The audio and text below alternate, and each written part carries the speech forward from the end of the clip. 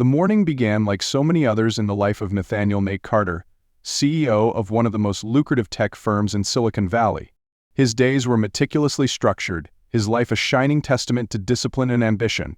As he stood in his marble-floored kitchen, sipping his third espresso of the day, his wife Serena walked in, radiating her usual effortless elegance. Dressed in a simple yet striking navy dress, she leaned in for a soft kiss on his cheek. "I'll be spending the weekend with Aunt Miriam," she said, her voice calm, almost rehearsed. "You remember, her health hasn't been great lately. She could use some company." Nate nodded, barely looking up from his phone. He trusted Serena implicitly. Their marriage, like his career, was built on mutual respect and shared ambitions. They were the perfect power couple, envied by many. Serena, with her poised demeanor and philanthropic pursuits, complemented Nate's relentless drive and sharp intellect. "Of course," he said, giving her a faint smile. "Send her my regards." She lingered for a moment, her hand brushing against his shoulder. "Try not to work too hard, Nate. You deserve a break too." He chuckled softly, brushing her off with a wave. "You know me, I'll rest when I'm dead." And with that, she was gone, leaving behind only the faint trace of her signature jasmine perfume. Nate returned to his tasks, already buried in a flurry of emails and schedules. Yet, as the hours passed, a strange unease began to creep in, a whisper in the back of his mind that he couldn't quite shake. The first crack appeared during lunch. A close friend and business associate, Lucas, texted him casually, "Thought I saw Serena at Crystal Bay Resort. Looks like a nice spot for a family weekend. You guys finally taking a breather?" The message was innocuous enough, but it struck Nate like a thunderclap. He reread it, his grip tightening on his phone. Crystal Bay Resort. That was nowhere near her aunt's house. In fact, it was miles in the opposite direction. He dismissed the thought at first. Perhaps Lucas had seen someone else. After all, how many brunettes in navy dresses frequented resorts? But the unease grew. That evening, as Nate sat alone in his home office, the text gnawed at him. Against his better judgment, he opened his laptop and searched for Crystal Bay Resort. The sleek website displayed an idyllic paradise, private beaches, luxury villas, and a reputation for discretion. A haven for lovers, not family reunions. Nate's analytical mind, honed by years of navigating corporate labyrinths, kicked into overdrive. He checked the credit card statements. There it was, a charge from 2 days ago for a spa package at the resort. Serena had said nothing about it. He tried calling her, but the line went straight to voicemail. "Hey, it's me," he said after the beep, his voice steady, betraying none of the turmoil bubbling beneath the surface. "Just checking in. Hope Aunt Miriam is doing okay.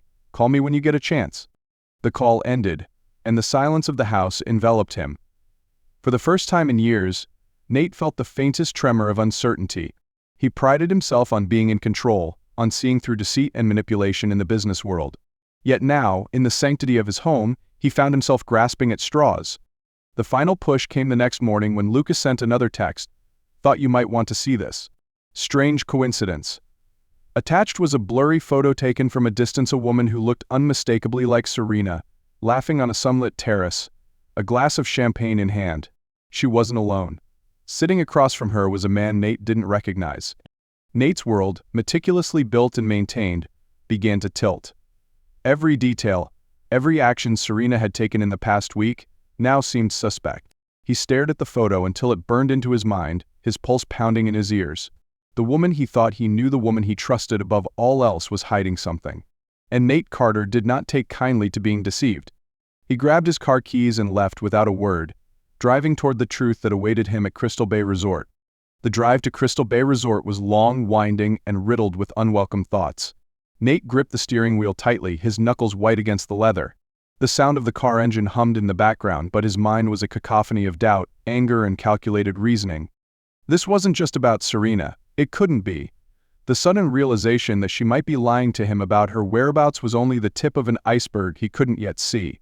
His mind darted to other peculiarities, small, almost insignificant details that had passed unnoticed. The late-night calls she dismissed as charity work, the sudden, expensive spa appointments, the shift in her tone when he asked about her day. Each memory stung like a paper cut, too trivial to matter alone but excruciating when compounded. By the time he pulled into the resort's gated entrance, the sun was setting, casting a warm, golden hue over the manicured grounds. The valet, a young man with a polite smile, approached his car. "Welcome to Crystal Bay Resort, sir," he said, opening the door for Nate. Nate offered a curt nod, stepping out and handing over his keys. His eyes scanned the resort grounds, taking in every detail. Couples strolled hand in hand, their laughter mingling with the sound of the ocean waves. The air smelled of salt water and freshly cut grass, a far cry from the sterile, corporate environments Nate was used to. Yet, amidst the serenity, a tension coiled in his chest like a spring. He walked into the lobby, its opulence designed to exude comfort and exclusivity. Chandeliers sparkled overhead, and the marble floors gleamed underfoot. Nate's practiced confidence carried him to the front desk, where a young woman in a crisp uniform greeted him with a professional smile. "How may I assist you, sir?" "I'm looking for someone," he said smoothly, leaning slightly toward her. "My wife. She was supposed to be visiting family, but I just realized she might come here instead. Serena Carter. Could you check if she's staying here? It's a bit of a surprise visit." The woman hesitated, her fingers hovering over the keyboard. "I'm sorry, sir. For the privacy of our guests, I can't provide that information." Nate's smile tightened. He was used to barriers, but he was equally adept at dismantling them. "I understand," he said, lowering his voice. "But I just need to know if she's here. This is important." The receptionist shifted uncomfortably under his gaze. Before she could reply, a voice from behind interrupted. "Mr. Carter." Nate turned sharply to see a tall, well-dressed man approaching. He exuded authority, probably the manager. Nate's reputation often preceded him, and it seemed this was no exception. "Is there something we can assist you with?" the manager asked, his tone polite but firm. "I believe my wife is staying here," Nate replied, cutting straight to the point. "I need to speak with her." The manager's practiced smile faltered for a fraction of a second. "Of course, sir. If you'd like, I can pass along a message to her."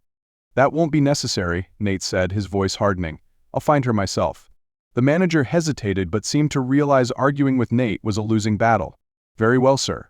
If there's anything else you need, don't hesitate to ask." Nate nodded curtly and walked away, his eyes scanning the lobby.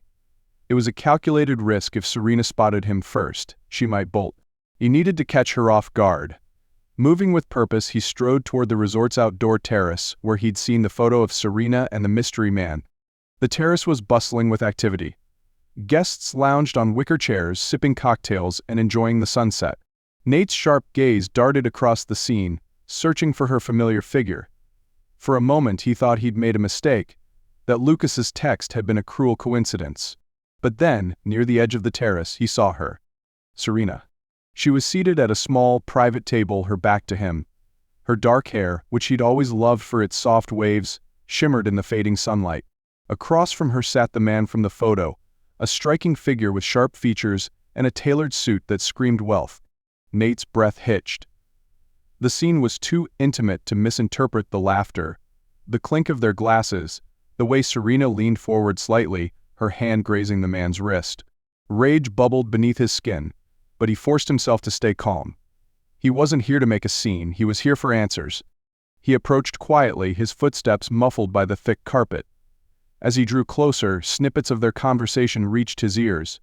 Finalizing the transfer, the man was saying, "It's all set. Once the board approves, we'll have full control." Serena laughed softly, the sound foreign to Nate. "I told you it would work." Nate never sees past the surface. The words hit him like a slap. He stopped a few feet away, his presence still unnoticed. His analytical mind raced, piecing together the implications. This wasn't just infidelity, this was betrayal on a scale he hadn't anticipated. Serena wasn't merely lying about her whereabouts. She was conspiring with this man to undermine him. The transfer, the board, they were talking about his company, his legacy. Fury surged within him, but he forced it down, replacing it with a cold, calculated focus. Clearing his throat, he stepped forward. "I'd hate to interrupt," he said, his voice calm, almost pleasant. Serena froze, her head snapping up. Her face went pale as she met his gaze. The man across from her, however, recovered quickly, his expression shifting into one of polite curiosity. "Nate," Serena stammered, her voice trembling. "What are you doing here?" Nate tilted his head, his lips curling into a faint, humorless smile. "I could ask you the same thing, but I think I already know the answer." Serena opened her mouth, but no words came out. The man, meanwhile, extended a hand, his demeanor annoyingly confident. "You must be Nathaniel Carter," he said. "I've heard a lot about you." "I'm Victor, Serena's business associate." Nate ignored the hand, his piercing gaze fixed on Serena. "Business associate," he repeated, his tone dripping with sarcasm. Is that what we're calling it now? Serena flinched, her composure crumbling. It's not what it looks like, she said quickly. I can explain. Don't insult me, Nate snapped, his voice low and dangerous. I'm not one of your charity donors you can manipulate with a sob story. I know exactly what this is. Victor leaned back in his chair, clearly unfazed by the tension. Nathaniel, I think you're overreacting. This is just business. Shut up, Nate said sharply, his eyes never leaving Serena. This is between me and my wife. The word wife hung heavy in the air, a sharp reminder of the vows Serena had so effortlessly shattered. Nate took a deep breath, forcing himself to remain calm. There would be time for anger later. For now, he needed to understand the full scope of their betrayal. He pulled out a chair and sat down, his posture relaxed but his expression hard. Start talking, he said, his voice cold and commanding, and don't leave anything out. The game was no longer about catching Serena in a lie. It was about dismantling the web of deception she'd woven and making sure she regretted every thread. The silence at the table stretched long and heavy, thick with unspoken truths. Nate sat motionless, his sharp gaze alternating between Serena and Victor. Serena's lips parted, but no words came out. It was Victor who broke the stalemate. Look, he began smoothly, his tone infuriatingly calm. I understand how this might look, but I assure you. Nate held up a hand, cutting him off. Save it. I didn't ask you to speak. His tone was razor sharp, leaving no room for argument. Serena, start talking, now. Serena looked like a cornered animal, her hands trembling as she clutched her glass of champagne. She glanced at Victor, who gave her an almost imperceptible nod, as though granting her permission. That subtle exchange wasn't lost on Nate, and it sent a fresh wave of anger surging through him. She was looking to him for guidance, not her husband. It's not what you think, Serena began, her voice shaky but gaining momentum as she spoke. Victor and we've been working on something. Something for the company. Nate arched an eyebrow, his expression icy. Working on what? Behind my back? It wasn't supposed to be behind your back, she said quickly, her words tumbling over each other. But you're so consumed with control, Nate. You never let anyone in. Not me, not your team.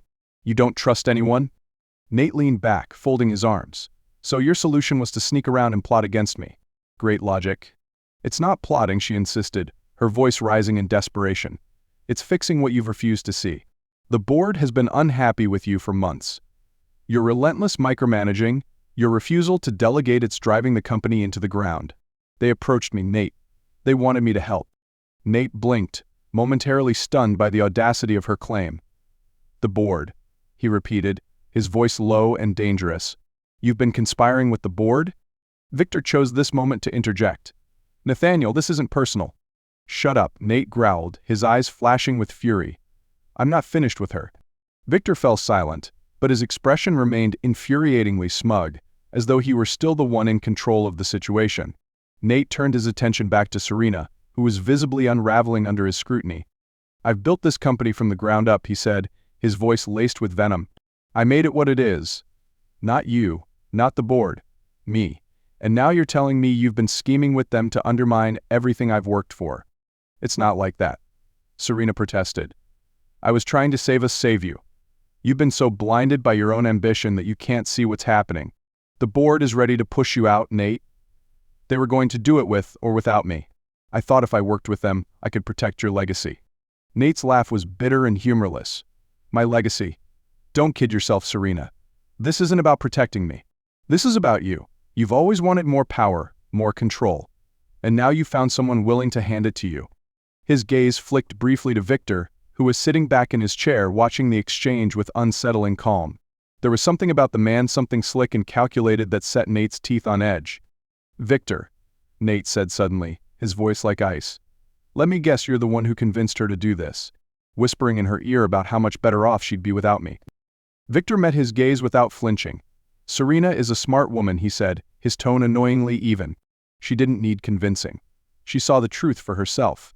Nate's jaw clenched. The pieces of the puzzle were beginning to fall into place, and the picture they painted was far worse than he'd anticipated. This wasn't just about the company. Victor wasn't merely a business associate, he was a usurper, a snake in the grass who had not only wormed his way into Nate's professional life, but into his personal life as well. How long? Nate asked, his voice cold and devoid of emotion. Serena frowned. What? How long has this partnership been going on? He clarified, his tone making it clear he meant far more than business. Serena's eyes widened, and a flicker of guilt crossed her face. "It's not." "How long, Serena?" Nate snapped, his patience finally breaking. She hesitated, and that moment of hesitation was all the confirmation Nate needed. His heart clenched, but he forced himself to remain composed. He wouldn't give her or Victor the satisfaction of seeing him fall apart. "I see," he said quietly, his voice like a blade. "So, it's not just the company you've been betraying me with." "Nate, please," Serena began, but he held up a hand to stop her. "No," he said firmly. "Don't bother. You've made your choices. Now, you'll live with the consequences." Victor leaned forward, his expression one of faux concern. "Nathaniel, let's not make this uglier than it has to be. We can find a way to move forward." Nate cut him off with a sharp laugh. "Move forward? With you? You've got some nerve." He stood abruptly, his chair scraping against the stone floor. "Enjoy your drinks," he said, his voice dripping with sarcasm, "while you still can." With that, he turned and walked away, his mind racing. The confrontation had left him seething, but it had also given him clarity. He now understood the scope of their betrayal, and it wasn't just about infidelity or corporate treachery. It was about power control and the people who thought they could take both from him. As he exited the terrace, he pulled out his phone and dialed a number. It rang twice before a familiar voice answered. "Nate, what's going on?" "Lucas," Nate said, his voice calm but steely. "I need you to meet me. Now. And bring everything we've got on Serena and Victor." Lucas hesitated. "Everything. You sure about this?" "I've never been more sure of anything in my life," Nate replied. "We're going to burn them to the ground." The call ended, and Nate slipped his phone back into his pocket. The battle lines had been drawn, and he had no intention of losing.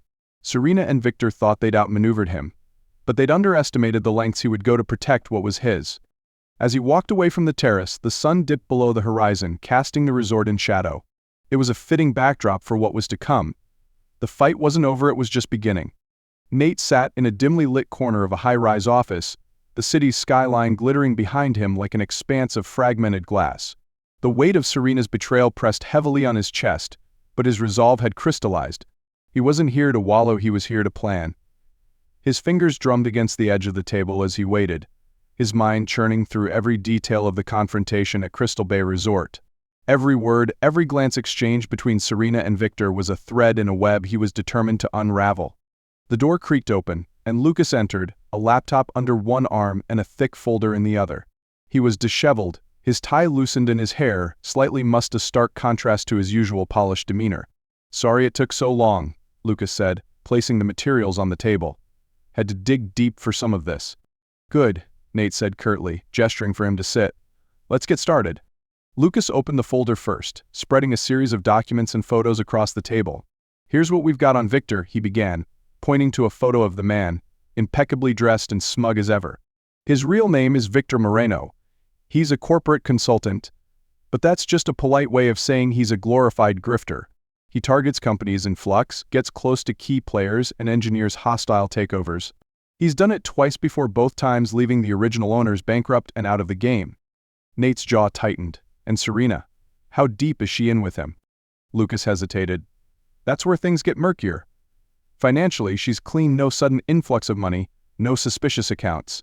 But," he slid another photo across the table, this one taken at a gala months ago. It showed Serena and Victor standing closer than professional boundaries would allow, her hand lightly resting on his arm. Nate's eyes narrowed. "What else?" Lucas sighed, pulling up a spreadsheet on his laptop. "Victor's been in touch with 3 members of your board. Emails, meetings, the works. They're not just entertaining him, they're actively working with him to restructure the company. If this goes through, you'll be voted out as CEO. Serena's name isn't officially tied to any of this, but..." He trailed off, the implication clear. "But she's the one who opened the door," Nate finished bitterly. Lucas nodded. "Exactly. And it gets worse. Victor's been quietly acquiring shares through intermediaries. He's close to having enough leverage to force a vote." Nate leaned back in his chair, his mind racing. The betrayal was far more calculated than he'd anticipated. This wasn't just a spur-of-the-moment affair, it was a meticulously orchestrated coup. And Serena, the woman he'd trusted above all others, was at the center of it. For a moment, a wave of despair threatened to overtake him. But then, like a switch flipping, his focus sharpened. "They think they've won," he said quietly, more to himself than to Lucas. They think I'm too blind, too arrogant to see what they're doing. Lucas leaned forward, his voice low. So what's the plan? Nate stared at the document spread before him, his analytical mind working at lightning speed. We hit them where it hurts. Victor's strength lies in his connections and his ability to manipulate people. We need to dismantle that network, piece by piece. How do we start? Lucas asked. Nate pointed to the emails between Victor and the board members. These three, James, Marion, and Patel. They've already thrown their lot in with Victor. We make them regret it. Lucas frowned. Blackmail. Not yet, Nate said. First, we gather more intel. There's no way Victor's operating without skeletons in his closet. Dig deeper into his past, his finances, his personal life. Find something we can use. As for the board members, we start with Marion. She's always been ambitious to a fault. If we can show her Victor's deal is a sinking ship, she might flip. Lucas nodded, already scribbling notes. And Serena? Nate's expression darkened. Leave her to me. Over the next week, Nate moved like a man possessed. By day, he played the part of the unbothered CEO, attending meetings and maintaining the illusion of normalcy. By night, he worked in the shadows, coordinating with Lucas and a small team of trusted allies to unearth Victor's secrets. The first breakthrough came 3 days in.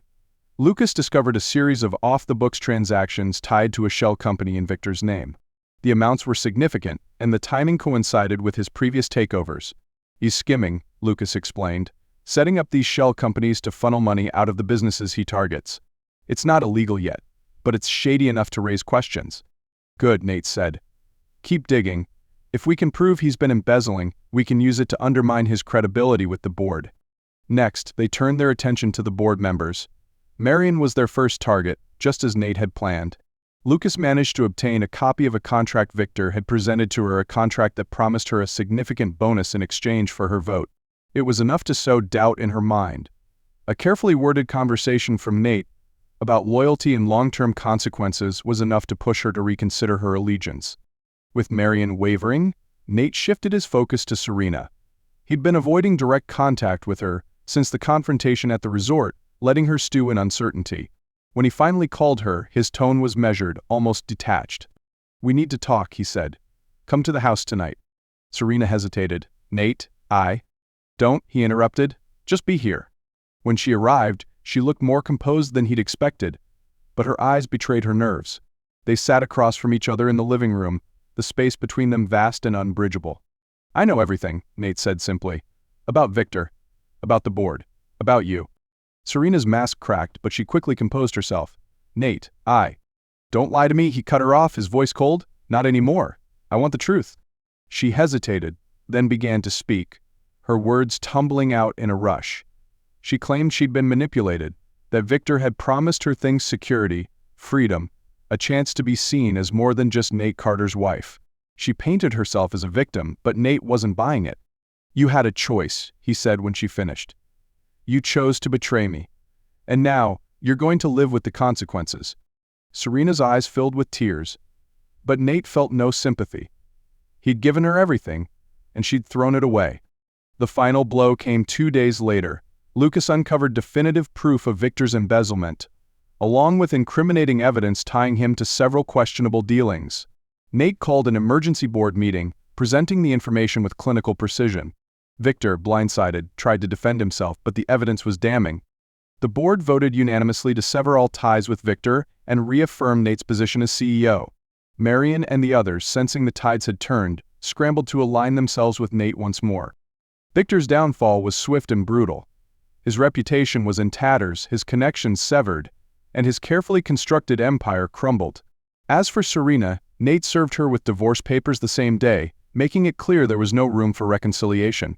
When it was all over, Nate stood alone in his office, looking out over the city. The betrayal had cost him dearly, but he'd emerged stronger, sharper.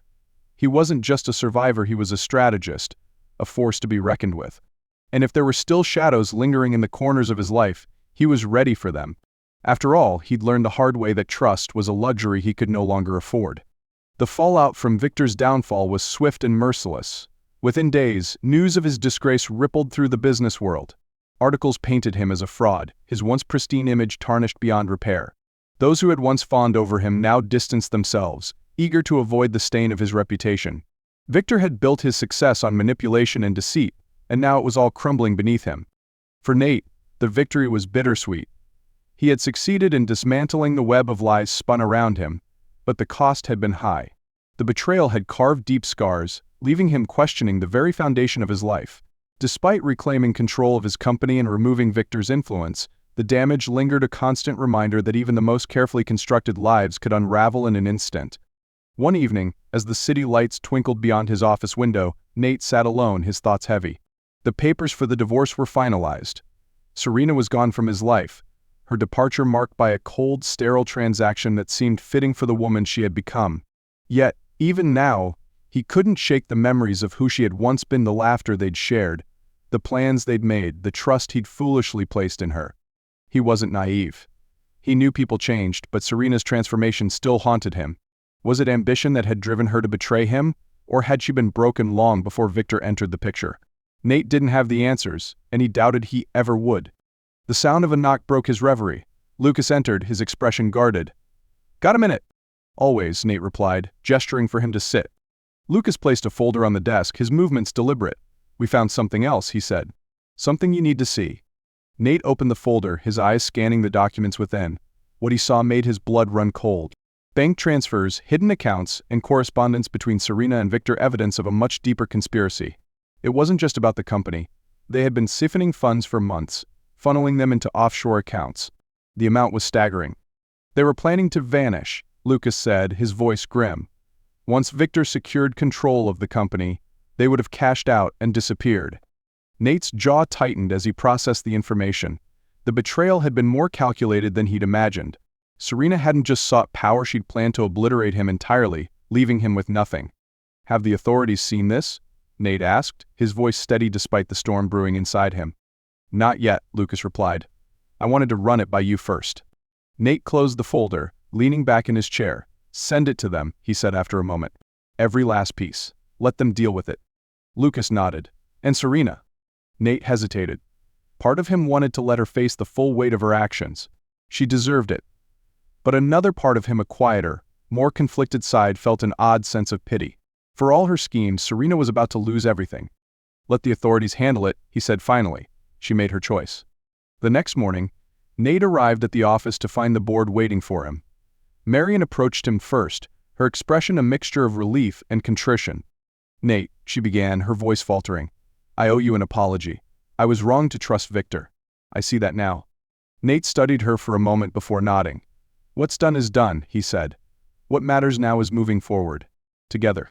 The board meeting was brisk and to the point. With Victor and Serena out of the picture, the company's future was once again firmly in Nate's hands. He outlined a plan for restructuring, ensuring greater transparency and collaboration to prevent such betrayals in the future. The board, chastened by recent events, offered unanimous support. As the meeting adjourned, Nate stood at the head of the table, watching as the members filed out. For the first time in weeks, he felt a flicker of hope. The wounds were still fresh, but the path ahead was clear. That evening, Nate returned to his home, a sprawling estate that now felt far too empty. He poured himself a glass of scotch and stepped onto the balcony, the cool night air brushing against his face. The city stretched out before him, a reminder of everything he had built and nearly lost. His phone buzzed on the table. It was a message from Lucas. "Victor's been arrested. Serena, too. Looks like justice is catching up." Nate stared at the message for a long moment before setting the phone down.